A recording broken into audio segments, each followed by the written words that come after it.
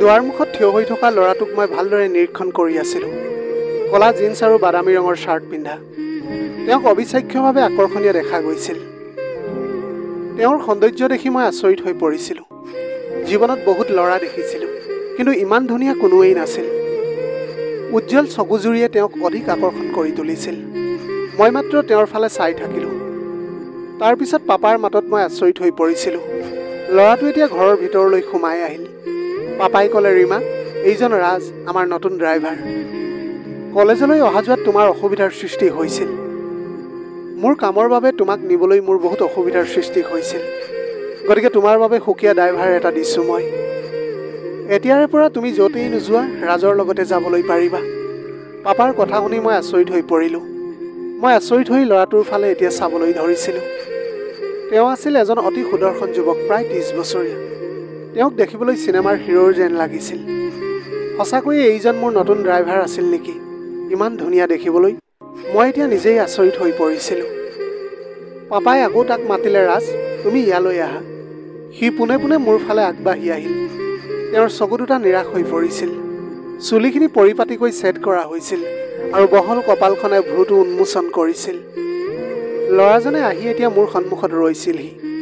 তেতিয়া পাপাই ক'লে, ৰাজ, এইজনী মোৰ ছোৱালী ৰীমা। তাই য'তেই যাওঁ কৈ তালৈ লৈ যাবা তুমি। সাৱধানে সদায় গাড়ীবিলাক চলাবা। ৰাজে তেতিয়া সামান্য এটা হাঁহি মাৰি ক'লে যে, ছাৰ, আপুনি একেবাৰে চিন্তা নকৰিব। মোৰ বছৰ বছৰ ধৰি অভিজ্ঞতা আছে। মই মেমৰ সম্পূৰ্ণ যত্ন ল'ম আৰু নিৰাপদে গাড়ী চলাম। এতিয়া পাপাই মোৰ সন্মুখত থকা ৰাজৰ হাতত গাড়ীৰ চাবিপাত দি ক'লে যে, ৰাজ, ৰাতিপুৱা 8 বজাত তুমি আমাৰ ঘৰলৈ আহিবা। সন্ধিয়া 7 বজালৈকে কৰ্তব্যত থাকিবা। এইখিনি সময়ছোৱাত তুমি মোৰ ছোৱালীজনী যলৈকে যাওঁ কয় তুমি তালৈকে লৈ যাবা। এই বুলি কৈ পাপা ঘৰৰ পৰা ওলাই গুচি গ'ল। মই ৰাজৰ মূৰৰ পৰা ভৰিলৈকে চাই হাঁহি এটা মাৰি ক'লোঁ, তেন্তে তুমি আমাৰ নতুন ড্ৰাইভাৰ। টেষ্ট ড্ৰাইভ এটা লওঁ। মোৰ কথাত তেওঁৰ মুখত সামান্য হাঁহি এটা ওলাই আহিছিল, কিন্তু তথাপিও তেওঁ মোৰ ফালে মূৰ তুলি নাচালে। মই থিয় হৈ আমাৰ দাসী চাৰু দিদিক মাত দিলোঁ, দিদি, মই ওলাই যাওঁ। মই তাইক সদায় জনাওঁ যে মই ক'লৈ যাম, কাৰণ মোৰ পিছত তাই পাপাক সকলো কথা কৈছিল। মই বহু বছৰ আগতেই মাক হেৰুৱাইছিলোঁ। পাপাই মোৰ বাবে গোটেই জীৱন উৎসৰ্গা কৰিছিল। মোৰ কাৰণে পাপাই পুনৰ বিয়া নকৰি তাৰ পৰিৱৰ্তে মোৰ লগত দিনে ৰাতিয়ে থকা এগৰাকী দাসী নিয়োগ কৰিছিল।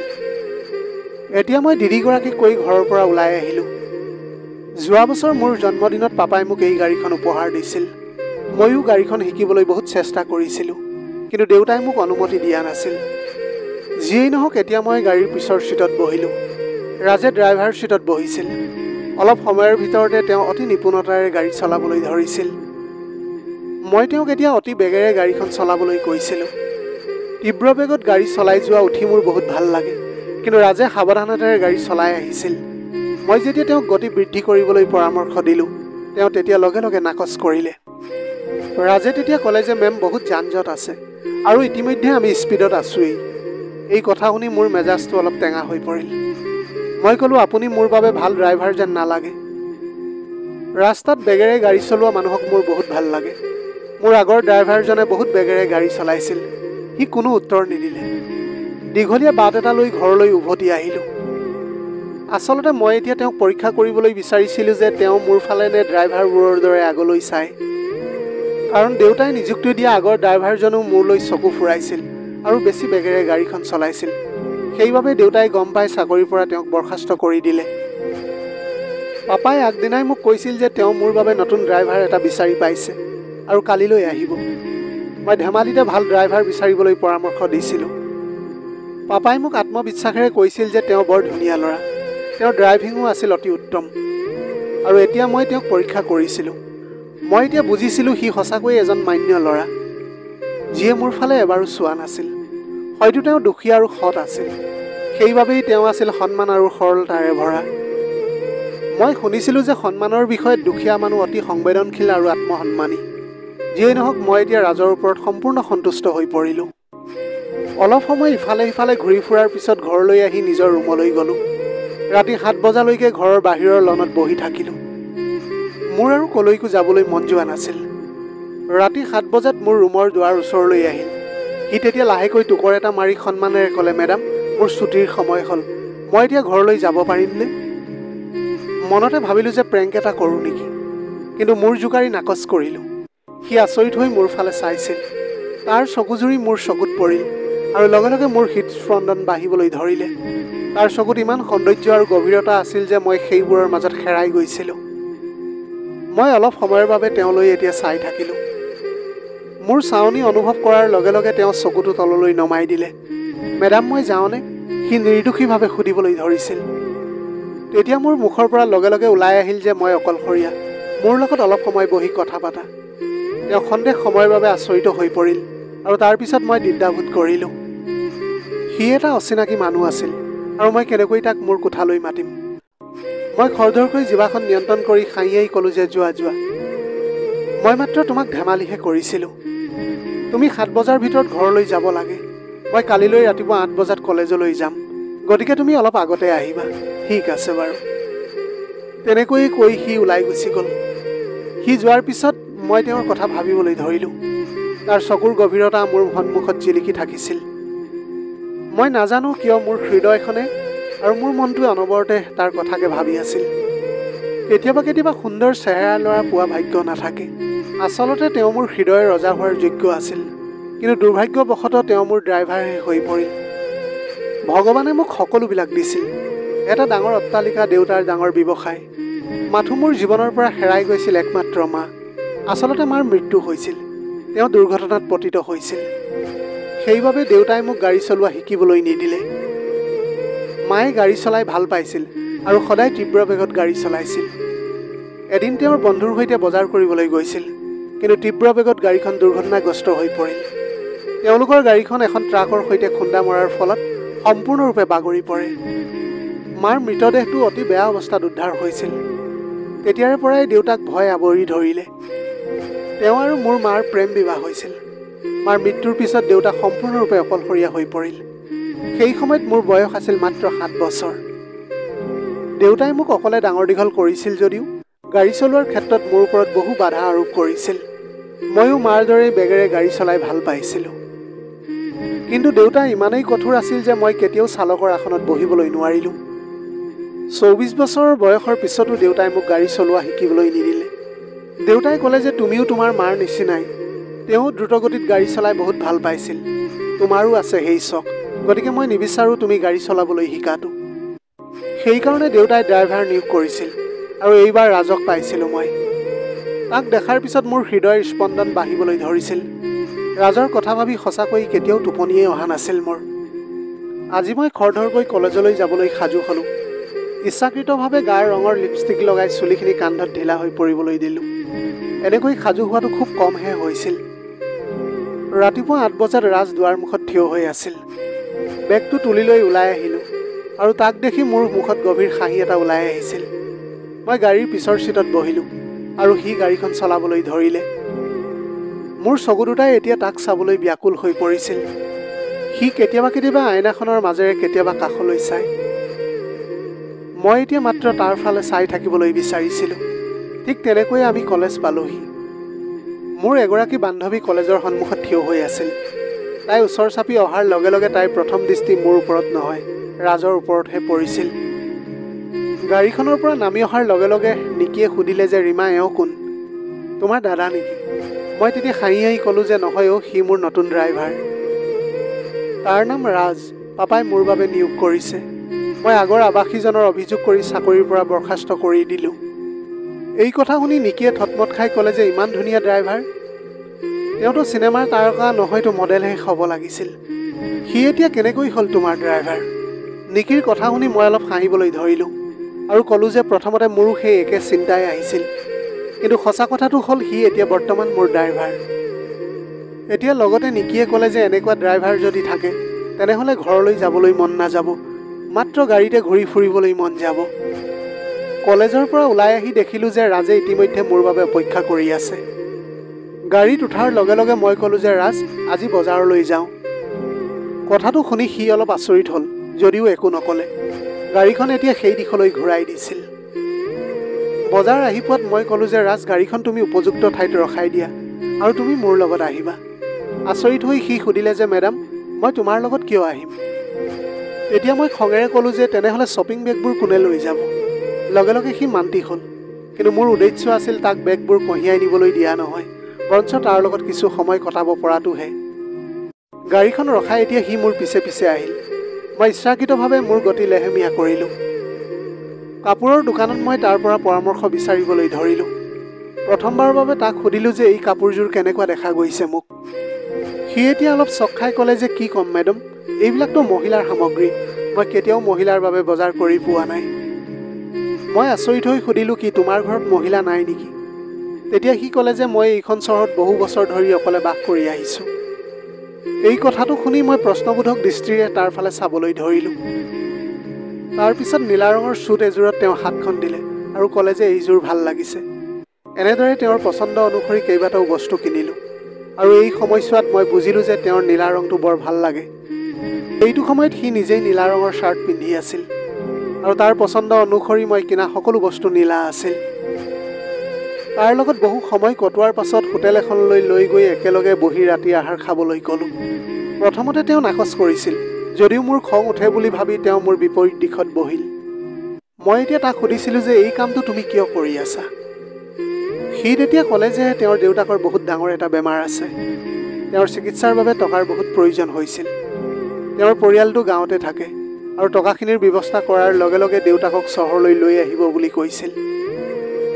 তাৰপিছত সি আন এটা চাঞ্চল্যকৰ কথা প্ৰকাশ কৰিলে যে সি দিনত মোৰ বাবে কাম কৰিছিল আৰু ৰাতি হোটেল এখনত কাম কৰিছিল। সেইবাবে দ্ৰুতভাৱে টকা উপাৰ্জন কৰিবলৈ সি ৱেটাৰৰ কাম কৰিছিল। তাৰ অসহায়তা শুনি মোৰ এতিয়া বহুত দুখ লাগিবলৈ ধৰিছিল। পিছদিনা যেতিয়া সি মোক নিবলৈ আহিছিল, মই অলপ টকা দিবলৈ চেষ্টা কৰিলোঁ, কিন্তু সি নাকচ কৰিছিল। তেতিয়াই বুজি পাইছিলোঁ তাৰ বাবে তাৰ আত্মসন্মানটো বহুত ডাঙৰ। ইয়াৰ পিছত মই তাৰ লগত সঘনাই কলেজলৈ যাবলৈ আৰম্ভ কৰিলোঁ। ৰাজৰ প্ৰতি এতিয়া মই আকৃষ্ট হৈ পৰিছিলোঁ। তাক নেদেখিলে মই এতিয়া থাকিব পৰা নাছিলোঁ। দেওবাৰৰ ছুটী দিনটো মোৰ বাবে বহুত দীঘলীয়া যেন লাগিছিল। দেউতাই সদায় নিজৰ কামত ব্যস্ত আছিল আৰু মই সকলো সময়তে অকলে আছিলোঁ। মোৰ নিসংগতাক অতিক্ৰম কৰি আৰাম কৰিবলৈ কোনোবাই সহায় কৰিব বুলি মই হাহাকাৰ কৰি ফুৰিছিলোঁ। কিন্তু মোৰ জীৱনত তেনেকুৱা কোনোৱেই নাছিল। মোৰ কিছুমান বন্ধু বান্ধৱী আছিল যদিও তেওঁলোকৰ লগত ইমান গভীৰভাৱে কথা বতৰা হোৱা নাছিল। মোৰ হৃদয়ৰ অনুভৱবোৰ মই কেতিয়াও কাৰোৰে লগত ভালকৈ শ্বেয়াৰ কৰা নাছিলোঁ। হয়, ৰাজ অহাৰ পৰাই মই মোৰ কিছুমান কথা তেওঁৰ লগত শ্বেয়াৰ কৰিছিলোঁ। কাৰণটো হ'ল সি কথাবিলাক মনে মনে শুনিছিল আৰু উত্তৰত কেতিয়াও একোৱেই কোৱা নাছিল। কেতিয়াবা কেতিয়াবা সামান্য হাঁহি এটা মাৰিছিল, নহ'লে তেওঁৰ মুখখন সদায় চিৰিয়াছেই আছিল। কিছুদিনৰ পিছত গম পালোঁ যে পাপাই পুনৰ বিয়া কৰাব। এই খবৰটো মোৰ বাবে বিদ্যুতৰ চকতকৈ কিন্তু কম নাছিল। প্ৰথমতে কথাষাৰ বিশ্বাস কৰিব পৰা নাছিলোঁ, কিন্তু যেতিয়া সত্যক মানি ল'বলগীয়া হ'ল, মই নিজকে মোৰ কোঠাত আবদ্ধ কৰি ৰাখিবলৈ ধৰিলোঁ। মাৰ ঠাইত আন কাৰোবাক মই কেনেকৈ আঁকোৱালি ল'ম? মই ভাবিছিলোঁ মোৰ কোঠাত আবদ্ধ হৈ থাকিলে মোৰ খংটো দেউতাই লক্ষ্য কৰিব। কিন্তু তেওঁ আজিকালি ইমানেই ব্যস্ত হৈ পৰিছিল যে সেইবিলাক একোৱেই গুৰুত্ব দিবলৈ এৰি দিছিল। ইয়াৰ আগতেও পঢ়াৰ কাৰণে কেতিয়াবা ৰুমত আবদ্ধ হৈ আছিলোঁ। হয়তো সেইবাবেই তেওঁ মোৰ খংটো বুজি নাপালে। অৱশেষত যেতিয়া ধৈৰ্যৰ সীমা পাৰ হৈ গ'ল আৰু মোৰ অনুভৱ হ'ল যে তেওঁ এগৰাকী সতীয়া মাতৃ আনিব, তেতিয়া মই তেওঁৰ লগত মুখামুখিকৈ কথা পতাৰ সিদ্ধান্ত ল'লোঁ। সেইদিনা সন্ধিয়া দেউতাৰ লগত বহি দেউতাক সুধিলোঁ যে দেউতা, আকৌ বিয়া পতাৰ প্ৰয়োজন কিয় অনুভৱ কৰিলে আপুনি? গোটেই জীৱন মোৰ বাবে বিয়া কৰোৱা নাই আপুনি, গতিকে এতিয়া কিয় বিয়া কৰাব বিচাৰিছে আপুনি? দেউতাই ক'লে যে মই নিৰুপায়। মই তোমাৰ বিয়াৰ আগতেই বিয়া কৰাব বিচাৰোঁ, যাতে তুমি যোৱাৰ পিছত মই অকলে থাকিবলগীয়া নহয় আৰু সেই মহিলাগৰাকী মোৰ ব্যৱসায়িক অংশীদাৰ হয়। এগৰাকী মহিলাক বিয়া কৰালে মোৰ বহুত ব্যৱসায়িক সুবিধা হ'ব। দেউতাই কি ভাবি আছিল মই জনা নাছিলোঁ, কিন্তু নিজকে নিয়ন্ত্ৰণ কৰিব পৰা নাছিলোঁ। মই অস্বীকাৰ কৰি মূৰটো জোকাৰি মোৰ কোঠাত সোমাই কান্দিবলৈ ধৰিছিলোঁ। মোৰ সহনশীলতাৰ বাহিৰত আছিল যে মোৰ দেউতাই এই বয়সত পুনৰ বিয়া কৰাব। পিছদিনা মোৰ ফুলি থকা মুখখন দেখি ৰাজ একেবাৰে থতমত খাই গৈছিল, কিন্তু সি একো কোৱা নাছিল। কলেজৰ পৰা উভতি অহাৰ পথত সি সুধিলে যে মেডাম কি হৈছে আপোনাৰ? কিবা সমস্যা হৈছে নেকি? মই এতিয়া তাৰ ফালে চাই ক'লোঁ যে গাড়ীখন কম ভিৰ থকা ৰাস্তাৰ ফালে তুমি লৈ যোৱা, মোক কিছু শান্তি লাগে। মোৰ কথাটো শুনি সি মোক গাড়ীৰে এখন চুবুৰীলৈ বুলি লৈ গ'ল, য'ত এতিয়াও কিছুমান ঘৰ সাজি থোৱা আছিল। তাত সম্পূৰ্ণ নিস্তব্ধতা আছিল। মই তাক ক'লোঁ, ৰাজ আহা, পিছৰ চিটত বহা তুমি। সি তেতিয়া চক খাই উঠিছিল, কিন্তু মোৰ অৱস্থাটো দেখি সি আহি পিছফালৰ চিটত বহিছিলহি। মই তাৰ চকুলৈ গভীৰভাৱে চালোঁ আৰু সকলো সীমা অতিক্ৰম কৰি তাৰ আগত মোৰ প্ৰেম স্বীকাৰ কৰিছিলোঁ। এতিয়া মই নিশ্চিত হ'লোঁ যে তেওঁৰ প্ৰতি মোৰ অনুভৱবোৰ প্ৰেমেৰে ভৰা। মোৰ কথা শুনি সি অলপ সময় মনে মনে বহি থাকিল। তাৰ পাছত হঠাৎ পিছফালৰ ছিটৰ পৰা উঠি আগবাঢ়ি আহি গাড়ীখন ষ্টাৰ্ট কৰিলে। মই তাক সুধিলোঁ, ৰাজ, তুমি কি কৰি আছা? সি ক'লে যে ক্ষমা কৰিবা, মই মোৰ চাকৰি হেৰুৱাব লাগিব। ভগৱানৰ স্বাৰ্থত মোৰ অসুবিধা হ'ব পৰাকৈ একো নক'ব।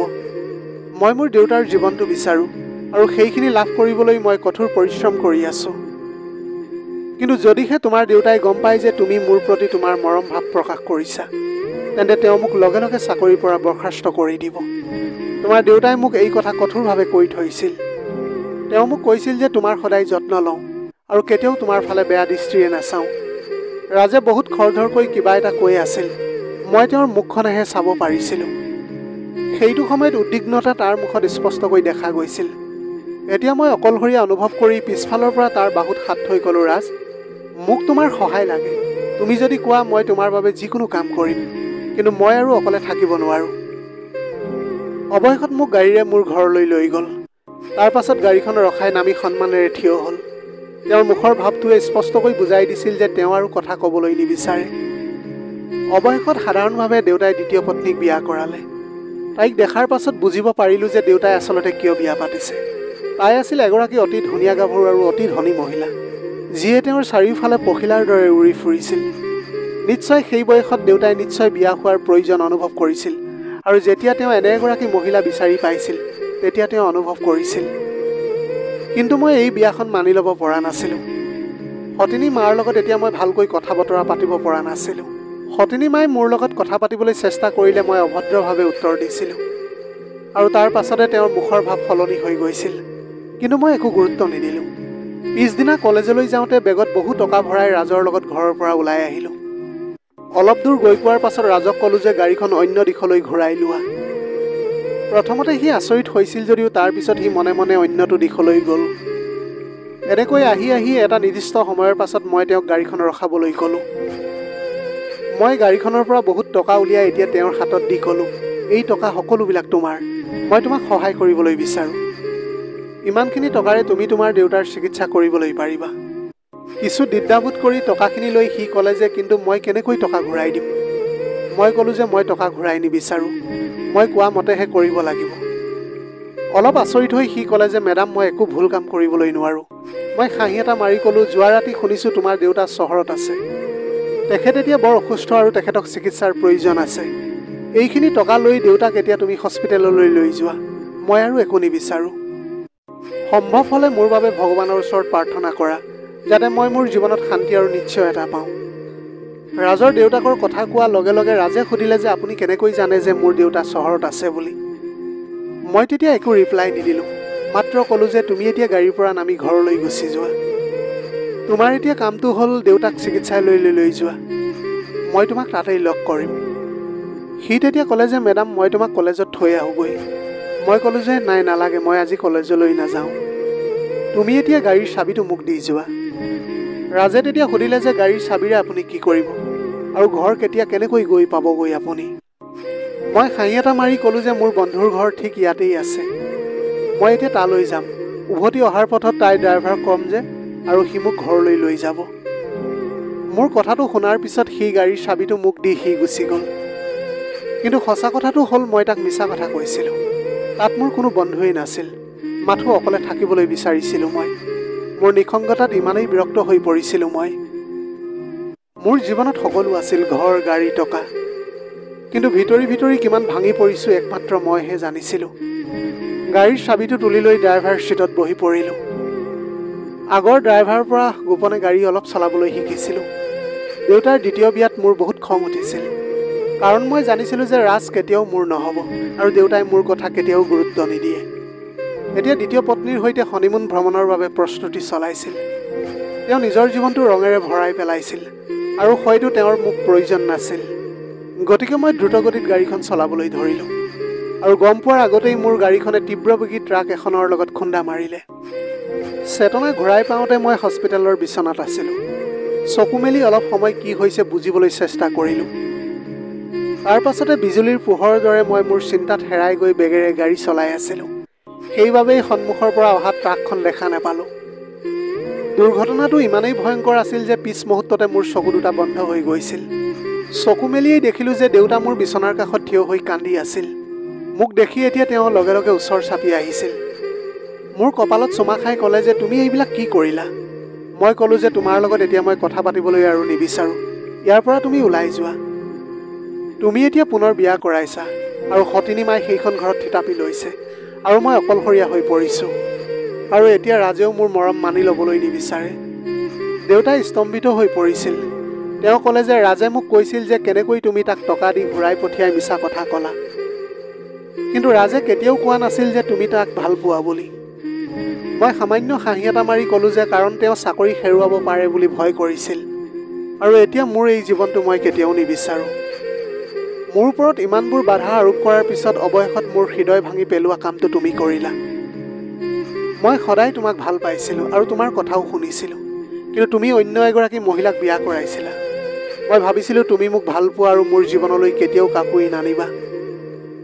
কিন্তু তুমি মোৰ বিশ্বাস ভাঙি পেলালা পাপা। তুমি মোক ভুল বুজিছা মাজনী। বৃদ্ধ বয়সত অকলশৰীয়া নহ'বৰ বাবেই মই এই সকলোবোৰ কৰিছিলোঁ। মই বিচাৰিছিলোঁ তোমাক বিয়া কৰাই দিম। সেইবাবে মোৰ ঘৰত প্ৰথমে এগৰাকী মহিলা থকাটো গুৰুত্বপূৰ্ণ আছিল। কাৰণ ঘৰ এখনত মহিলা থাকিলেহে ঘৰ হয়। কেৱল নিজৰ ইচ্ছাৰ বাবে যদি মই বিয়া পাতিবলৈ বিচাৰিলোহেঁতেন, তেনেহ'লে তোমাৰ মাৰ মৃত্যুৰ পিছতে মই সেই কামটো কৰিবলৈ পাৰিলোহেঁতেন।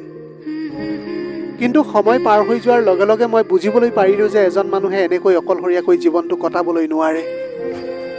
মই অনুভৱ কৰিবলৈ ধৰিলোঁ যে যেতিয়া তুমিও বিয়া হৈ এদিন গুচি যাবা, তেতিয়া মই সম্পূৰ্ণ অকলশৰীয়া হৈ পৰিম। নিসংগতাৰ চিন্তাই মোৰ অসুস্থ অনুভৱ কৰাইছিল।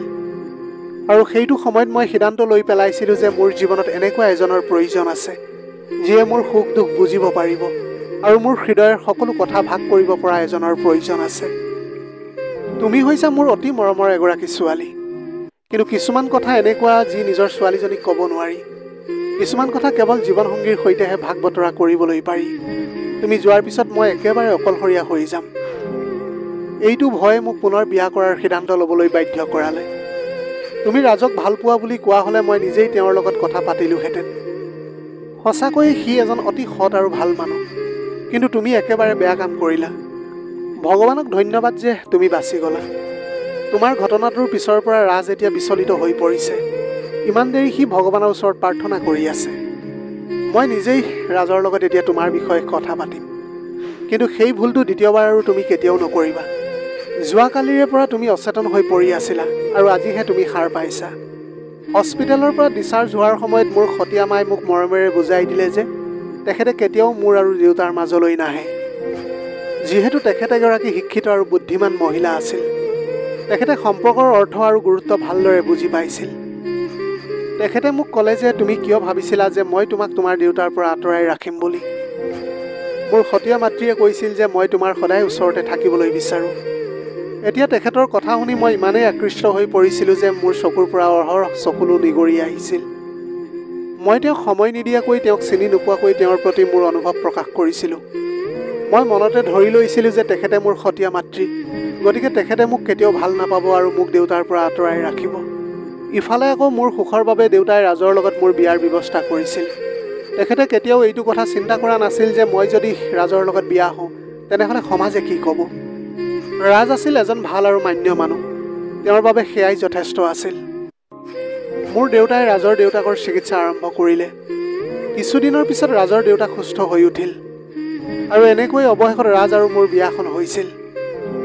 ৰাজে এতিয়া মোৰ দেউতাৰ ঘৰত ড্ৰাইভিং চাকৰি এৰি অন্য ঠাইত চাকৰি এটা কৰিবলৈ ল'লে।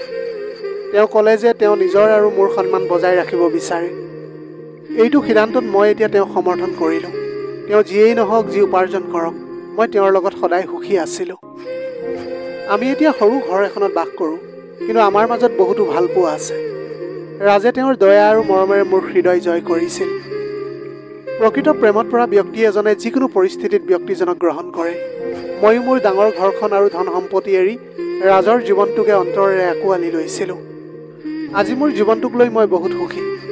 কিন্তু যেতিয়াই পিছলৈ ঘূৰি চাওঁ, তেতিয়াই মই আচৰিত হৈ পৰোঁ যে মই কি এটা বৃহৎ ভুল কৰিলোঁ। মই মোৰ জীৱনটো বিপদত পেলাইছিলোঁ। মোৰ কিবা এটা হোৱা হ'লে হয়তো চাগে দেউতা বাচি নাথাকিল হয়। মই তেওঁৰ দ্বিতীয় বিবাহক আনন্দেৰে গ্ৰহণ কৰা উচিত আছিল, কাৰণ তেওঁৰ জীৱনৰ ওপৰত মোৰ দৰেই অধিকাৰ আছে। সম্পৰ্কত কেতিয়াও কেৱল নিজৰ বিচাৰৰ ওপৰত নিৰ্ভৰ কৰিব নালাগে। কেতিয়াবা আমি সত্যটো নজনাকৈয়ে মানুহৰ বিষয়ে বিচাৰ কৰোঁ আৰু পিছত আমি ভুল হোৱাটো উপলব্ধি কৰিবলৈ পাৰোঁ। ময়ো সেই একেই ভুল কৰিছিলোঁ। মই ভাবিছিলোঁ দেউতাৰ দ্বিতীয় বিবাহে মোৰ জীৱনলৈ দূৰত্ব আৰু কষ্ট কঢ়িয়াই আনিব, কিন্তু বাস্তৱতা আছিল একেবাৰে বিপৰীত। মোৰ সতীয়া মাতৃয়ে মোক গ্ৰহণ কৰি মোৰ ওচৰত থাকিবলৈ আহিছিল। মই এতিয়া বুজি উঠিলোঁ যে মোৰ নিজৰ সুখৰ অধিকাৰ যিদৰে আছে, দেউতাৰো নিশ্চয় অধিকাৰ আছে। বয়স বা পৰিস্থিতি যিয়েই নহওক কিয়, সকলোৰে নিজৰ জীৱনসংগী বাছি লোৱাৰ অধিকাৰ আছে, আৰু মই এই কথা বুজি পোৱা আৰু মানি লোৱাটো উচিত আছিল। প্ৰকৃত সম্পৰ্ক মৰ্যাদা, ধন বা চেহেৰাৰ ওপৰত ভিত্তি কৰি নহয়, ভাল স্বভাৱ আৰু সুহৃদয়বান ব্যক্তিৰ ওপৰত ভিত্তি কৰি শেষ হয়। ৰাজে নিজৰ সৰলতাৰে এই কথাটো প্ৰমাণ কৰিলে। আমাৰ সন্মান বজাই ৰাখিবলৈ তেওঁ মোৰ দেউতাৰ ঘৰত চাকৰি এৰি থৈ গ'ল, আৰু ময়ো মোৰ ডাঙৰ ঘৰখন আৰু বিলাসিতা এৰি সাধাৰণ কিন্তু প্ৰেমেৰে ভৰা জীৱন এটা আঁকোৱালি লৈছিলোঁ। প্ৰিয় দৰ্শক, এয়াই আছিল আজিৰ কাহিনীৰ ভাগ। আজিৰ ভিডিঅ'টি কেনেকুৱা লাগিলে জনাব।